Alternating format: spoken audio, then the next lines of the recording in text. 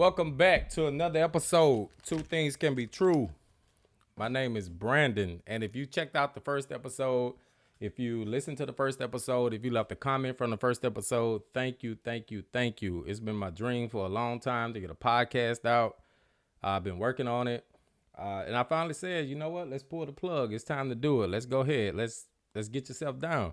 Now, for those of you that listened to the first podcast, I will say that's not every episode. That was the first episode.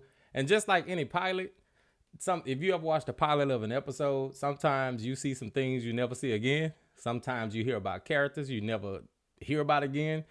It's a pilot for a reason. It's to test it out. And my first episode was me being raw, unfiltered, telling you how I feel, telling you what I like, telling you what I don't like, telling you how I felt at the moment. And I think it was good. I think it was good. It's always good when you're consuming media or consuming content. It's always good to know who's speaking in front of you. It's always good to know that the person in front of you has an authentic voice. And I think I did that. I think I did it. Now, as far as updates, I went to see my grandma today. She's doing good. I went kind of late. I went late because I had to see my dad first. He had back surgery. So he's in the hospital. He had back surgery. Went to see him. He's doing good. After the surgery, they brought him food from the hospital. If you know anything about hospital food, nobody likes it. So they brought him some hospital food. He didn't like it. My brother went and got him some Popeyes. So he got to have his mashed potatoes and fries. So he enjoyed that. When I left the hospital, went to the nursing home, saw my grandma. She's in good spirits. She's doing good. So everything is good, man. How are y'all doing? No, for real, how are you doing? Most people ask that question and they just want you to say, oh, I'm doing good. I'm doing blessed. I'm highly favored. But no, how are you doing? Was your day okay? Was your day shitty? You want a do-over? Did it go right? Did it go wrong? Did you want this to happen, but that happened? How are you doing? That's the main question that we should all be asking each other in our everyday lives. How are you doing? Wendy Williams said, how you doing? I say, how are you doing? Wait, how you doing? How are you? Well, I guess me and Wendy was asking the same thing. How you doing? So, how are you doing? Hope you're doing good. Hope you're doing great. I'm back with another episode. As always, and I'm starting to think this is how this goes because as always, I plan out an episode, I write an episode. As soon as I record, my mind changes. As soon as I get ready to record, I say, let's talk about this instead. Let's talk about that instead. So going on with the episode, how was my day? As I stated, I went to see my grandmother, went to see my father. When I came back, flat tire. That's how I'm doing. Flat tire. I'm like, come on. What are the possibilities? What are the chances that I kind of know the possibility of the chances. Here's what happened. So the first time my grandma was in the hospital was in February. That's when my tire started to go flat. And excuse me. It was irresponsible of me not to get the tire changed, but I put the little small tire on the car instead. You know, the little donut tire, the bicycle tire, I put that on there instead. So I rode around for 3 weeks on that bad tire, inflating it every day. I got a compressor, inflated it. Once that finally gave out, I put the donut tire on, rode around that for 3 weeks. And last week, I just ordered a tire. I was like, you know what? Enough of this. Ordered me a tire last week. The tire should come, today's Tuesday? It's supposed to come on Thursday. Then I made an appointment with Walmart on Saturday to put the tire on. But I'm at the red light. And there's this truck behind me. I'm in Louisiana. So all these dudes got these trucks that got these big tires on it that make a lot of noise. I see one behind me. Okay, cool. I got ready to take off. All I hear was noise. I'm thinking it's the truck behind me. I look in the rearview mirror and I'm like, nah, he not going fast enough to say he making a noise. Early in the day, I saw a TikTok on 9/11, right? So now I'm thinking, oh, it's some planes. Oh, somebody trying to shoot me down from the sky. I look up, ain't no planes up there. I quickly remember that tire on the car. Ain't nobody trying to shoot you from the sky. It ain't that dude behind you. It's this tire you've been rolling around on for 3 weeks that done finally blew out on your ass. So I had a decision to make, right? Because I was going home, and whenever I leave the nursing home, I always get food, go home, eat the food, do what I'm doing right now, do some work for my job. That's what I do. That was a Popeyes up the street, and I had a decision to make. It was a Popeyes right there. It was a gas station a little bit up the street. Now, here's my dilemma. Popeyes, if you don't have the app, you can go to the Popeyes app, and they have different offers in there, right? So tonight's offer, or this week, whatever you want to call it, it was an offer in there. You can get 2 pieces of chicken, 2 sides, and a drink for $6.99. So I said, you know what? Yeah, my tire ain't kind of working right now, but instead of going to the gas station, I pull in the Popeyes parking lot. We gonna get this solved, baby, in the chicken parking lot. That's what we doing. So I pull into the parking lot, and I said I could do 2 things. I can inflate this tire, which is what I want to do. I want to inflate the tire until I got to the gas station, see what was wrong, blah, blah, blah. So I get the compressor. And if you don't have a compressor, you should have a compressor in your car. You should have one there. Compressor, inflator. That's the thing that you screw into the tire. You screw it into the cigarette lighter. It blows your tire up. So I get out of the car, unscrew the stem valve, the stem cap, and I put the compressor in. All right. About to blow it up. Screw it on. Press play. Nothing. Okay. I might didn't have it screwed on tight. So I screw it on tighter. Press play. Nothing. Maybe it's the tire. Maybe this thing don't inflate spare tires. All right. So let me get the other tire at the car. So I get the other tire out. I put the compressor in that tire. Press play. Nothing. Let me go to the source. So I go to the cigarette lighter, take it out. I look at it. The end of the compressor. I have 2 tires that are deflated. I have a compressor that can inflate the tires, but the end cap of the compressor that fits into the cigarette lighter broke. Okay. Got a decision to make. So I put the original tire on the car so it can at least have the original tire on the car. I'm going to the gas station down the street, but first I need to get in line and order this 2-piece, because as I told you earlier, you get 2 pieces of chicken, 2 sides, and a drink for $6.99. I don't give a damn how flat this tire is. You get 2 pieces of chicken, 2 sides, and a drink for $6.99. Yeah, I'm getting in line. So I pull up to the line, car rim scraping on the ground. Scotch. How may I help you? Yes. I'm here to get this 2 pieces of chicken, 2 sides, and a drink for $6.99. Did you order on the app? No, it said y'all wasn't doing the carry out orders on the app, so I just thought I'd come through the drive-through. I was just in the parking lot changing my tire, and I decided that before I go blow up the tire, I wanted to come through and get my 2 pieces of chicken, 2 sides, and sir, you have to order. You know what? My night not about to go bad. Give me them 2 pieces of chicken and however much it cost. End up being $12. All right, get that. Left there, went to the gas station, filled up the tire, and of course, the way that my mind works, the whole time I'm thinking, the automotive industry really don't care about us. They really don't care about us.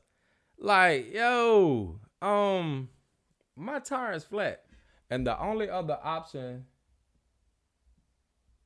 that I have at this moment, my tire is low, my tire is flat. The only other option I have is to put this small tire on my car. This is what I want to know. In that moment, this is what I'm thinking. Who was the genius at the car meeting that said, we about to put out this thing called a car. Americans about to go crazy over it. They about to cop this thing.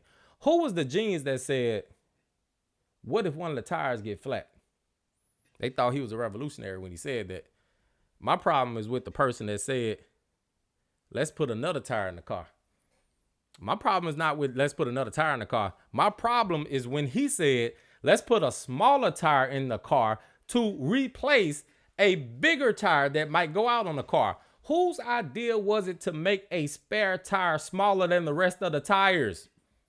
Make it make sense. Because it don't to me. Make it make sense. Whose idea was it to put a spare tire in a car that's smaller than the other tires? Automotive industry don't care about us. I mean, come on now. Putting a small... So, of course, I do some research.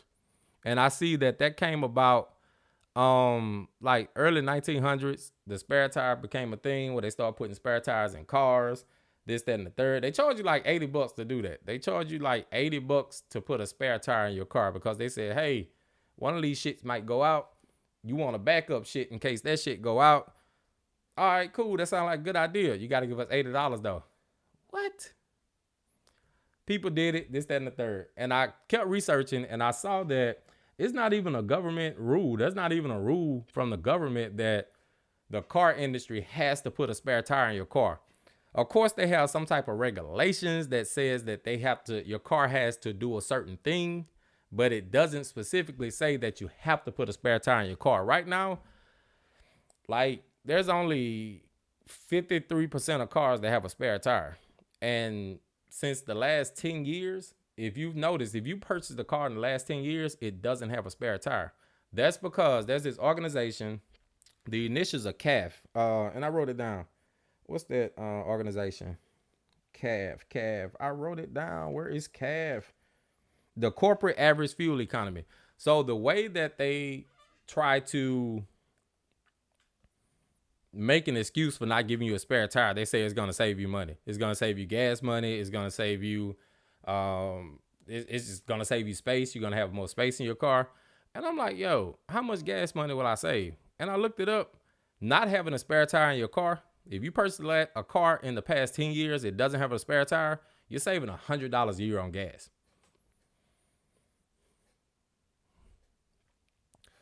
If my car gets a flat, I have to spend $200 on a tire. So I'm going to take the $100 that I'm saving on gas, add another $100 to that to get a new tire. Don't sound like they thought they threw to me. That don't sound like a plan to me. Like, put the spare tire in my car.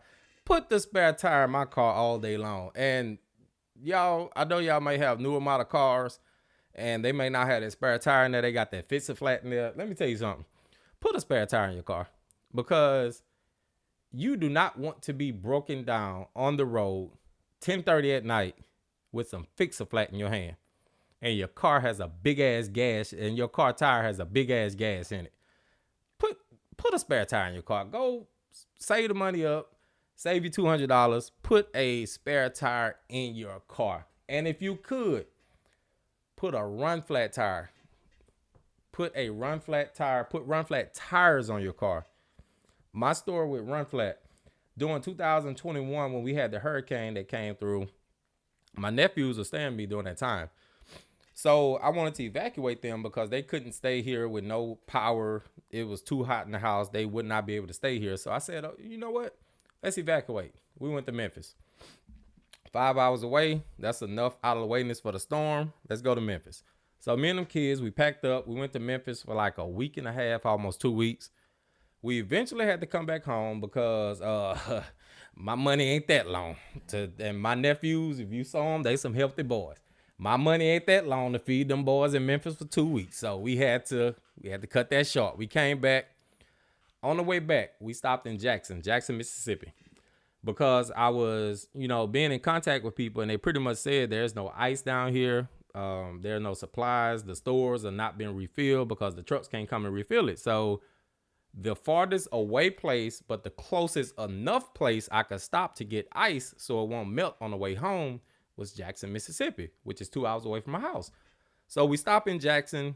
We get ice. We get all these things, put it in the cooler. We come home.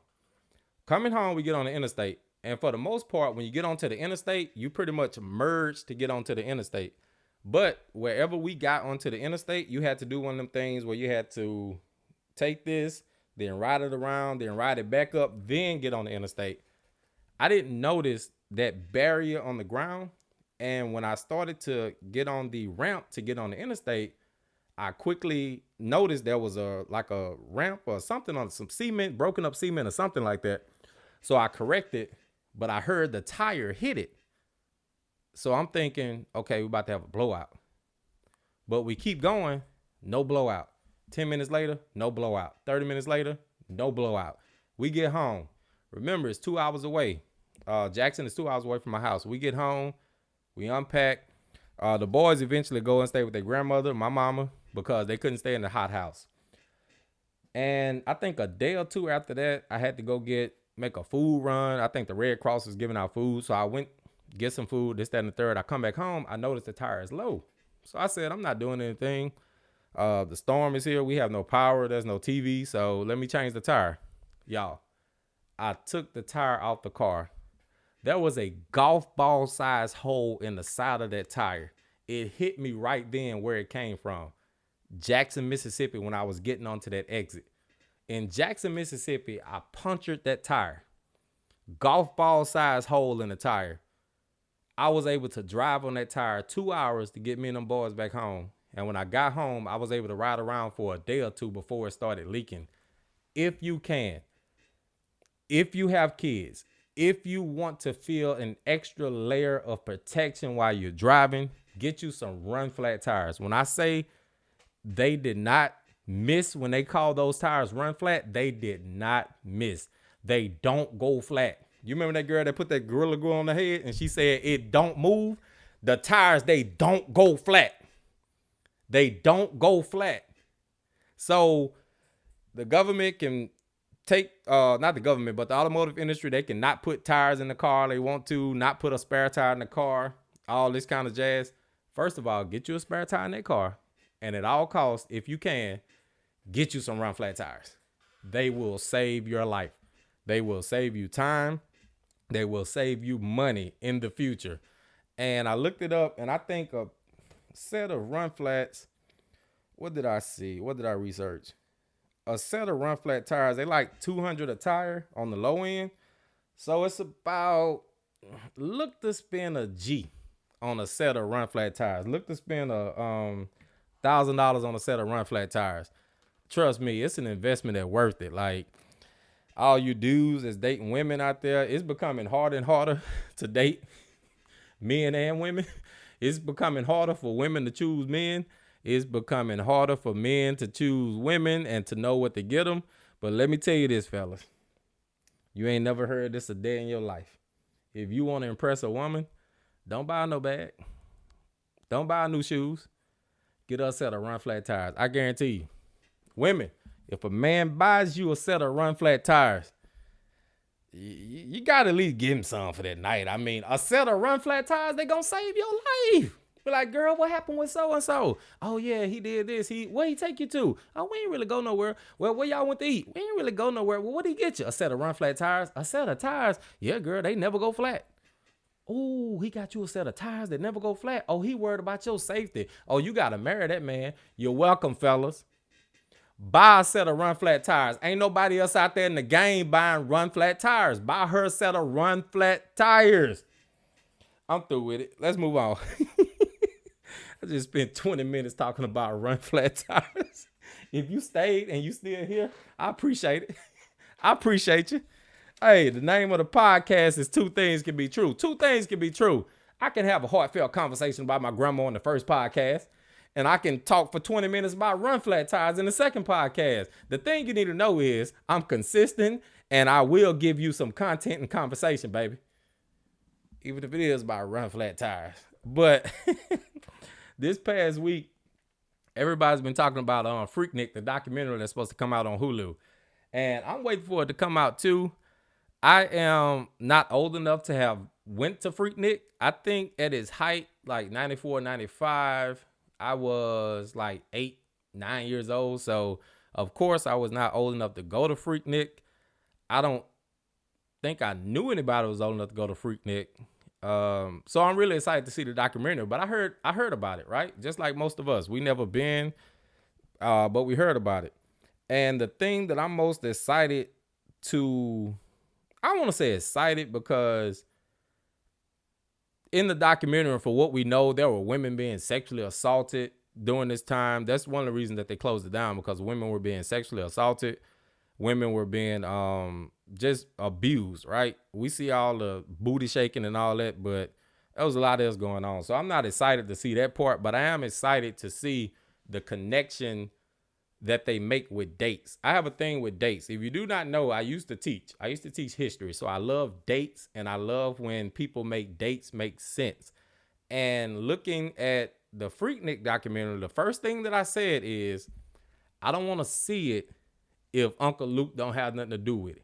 I don't want to see this Freaknik documentary if Uncle Luke don't have nothing to do with it. And if you don't know Uncle Luke and the 2 Live Crew, go Google them in your spare time. Please don't do it at work, but Google Uncle Luke and the 2 Live Crew, and you will see why I say that if he didn't have anything to do with it, I didn't want to watch it. So, and the reason why I say that is, and the reason why I say I want to see a timeline put together, because looking at the dates, Freaknik, like part of the history on it, Freaknik started in the 80s. It started as a way for college students in that in the Atlanta area that couldn't go home.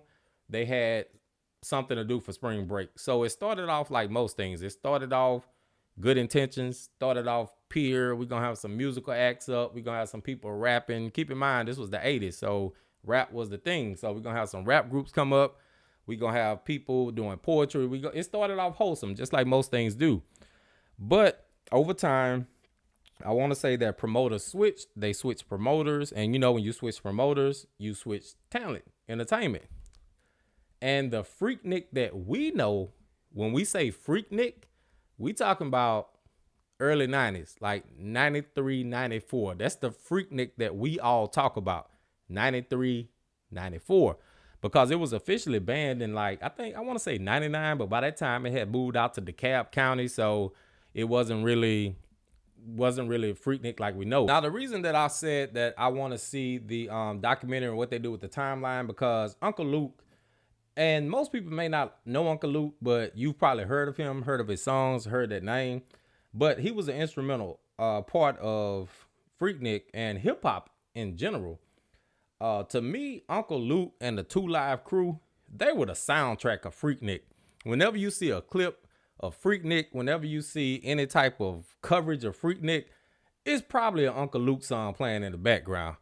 So he was the unofficial soundtrack, not he, 2 Live Crew, that was a whole crew, unofficial soundtrack of Freaknik. But here's the thing, the Freaknik that we know I was telling you about, 93, 94, during that time, Uncle Luke, and I'll preface it by saying this, Uncle Luke is the hip hop what Amadou Douala was to police killing unarmed black men, if you will. There were people before Amadou Douala, but the reason why I say his name is because, and if you don't know Amadou Douala, in 1999, he was a Guyanese student in New York. Immigrated from Guinea, working in New York, selling clothes, shoes, working money, making it, trying to be a student. Matter of fact, his last words were, and I don't know if it's been authenticated, his mom wrote a book. I haven't read the book, but it's widely known that his last words were, "Mama, I'm going to college." Like, he was an immigrant student, the same story we all know. An immigrant student who came to the United States for a better life, wanted to go to school. Amadou Douala was shot in February 1999, 41 times by New York police officers. The name of that crew, I want to say it was the Street Fighter Unit or the Street Crime Fighters Unit, something like that. You know, these different police departments, they have these different segments or factions of police, like, oh, the police against gun crimes, or the police against urban crime, the police that's going to crack down, the unit that's going to crack down on weed. So it was a unit comprised of 4 men, 4 police officers, I should say, and I forget their names. But even if I did, they don't get no more shine time for what they did. But anyway, they shot Amadou 41 times. They shot him 41 times. because he looked like a rape suspect from early in the year. Here's the thing. We know Trayvon Martin. We know Breonna Taylor. We know Tamir Rice. We know Walter Scott. The list can go on and on. We know these people because, number one, we are of age and we were growing up through that. Number two, because of social media. When Trayvon Martin was shot and killed by George Zimmerman, we didn't find out until months later. When we found out, that had happened the previous year, if I'm not mistaken. I want to say we found out in February, but that happened, I don't want to give dates, but whenever we found out as a whole about Trayvon Martin, it happened months before then. Amadou Dawala, he was shot 41 times in 1999. No social media. Camera phones were not a thing during this time. And the media was pretty much the news stations and what they reported. So we may not hear or we may not know about Amadou Dawala's story because of the lack of social media, but we do know about these other stories. That was the point I was making when I was describing Uncle Luke. He is the hip hop what Amadou Dawala was to, or what Amadou Dawala is to unarmed black men being shot by the police. We may not know his name, but his role was important. And I say his role, it wasn't his role to be shot by the cops, but what happened to him, so to speak. So I said all that to say that in 1989, 2 Live Crew put out an album, and the album was called As Nasty As They Want to Be. They meaning 2 Live Crew, they are from South Florida, Miami area, South Florida. And after they put that CD out, Broward County, which is in Florida, in 1990, they investigated it. We never heard of anything like that. You put out an album, we never heard of an album being investigated. Their album was investigated. It was called Obscene. It was called everything under the book. This is too nasty. This is booty music. Imagine putting out an album and the government or government officials calling it booty music. What? That's what I named playlist. Booty music. How you the whole government calling albums booty music? You couldn't think of nothing else? Just booty music? All right, let's go on then. So when they went to court, and my sources come from 2B's TV and The Fader. I always like to credit my sources. 2 sources I use to put the story together, 2B's and The Fader. Uncle Luke, 2 Live Crew, Broward County said this is obscene. So at that time, the federal court, which was the first obscenity trial, that ended up being overturned, right? So they eventually went to the Supreme Court, and the Supreme Court pretty much, this was a parody case. That's what Uncle Luke calls it in the interview. He calls it a parody case. And he's basically saying when they started making music, most people were sampling James Brown. They sampled comedians, and they were saying our music is a parody of what we're sampling. So yes, it may sound like this, it may sound like that, but this is a parody. So that's why he calls it parody. That's why they call it the parody case. And he said that was so important to fight because that's what he was noticing at the time. He noticed that what they were doing was the same thing that Saturday Night Live was doing. They were making fun of situations. That's what we do now through memes and GIFs. Is it GIFs or GIFs? But that's what we do now. We make fun of things. And it was that case that went to the Supreme Court, and it was ruled in favor of the 2 Live Crew that this album was, it was parody. What they're doing is parody. And you think about that as far as case law. If they would have lost this and it was deemed that what they did was obscene, what they did was, not parody, not comedy. Every time somebody put out, you think about the stuff we listen to today. If that case would not have turned out the way it turned out, everything that we listen to today, it would be deemed unsafe. They would have to take it from the record stores. They would have to take it from streaming. They would have to take it from there. But because of Uncle Luke and his efforts and him wanting to fight and him having that vision and him saying that I'm going to fight this, that's why we enjoy some of the freedom through music and expression like we do today. So tying it back to Freaknik, that's what I'm most excited about seeing, the timeline that they put together, because around that early 90s, there's a lot that happened in hip hop in that early 90s time period. You look at 1995, the Source Awards. Andre 3000 said the South got something to say. That case I'm talking about with Uncle Luke, that case was decided in 1994, a year before those Source Awards, where Andre 3000 said the South got something to say. So you can almost argue that because Uncle Luke was an artist from the South, because 2 Live Crew were artists from the South, their case was won in 1994. You can almost argue that was some of the reasoning behind Andre saying the South has something to say. Because Uncle Luke said it, 2 Live Crew said it, they won that case. We've been making music. We saying it. So I'm excited, so excited to see how they put these parallels together. So excited how they put these timelines together. All right, that's it for this episode. Thank y'all for listening. If you made it this far, thank you for listening. Please go tell somebody about it. If you like it, tell somebody about it. If you don't like it, tell somebody about it. 2 things can be true. I'm your host, Brandon, and I'm out.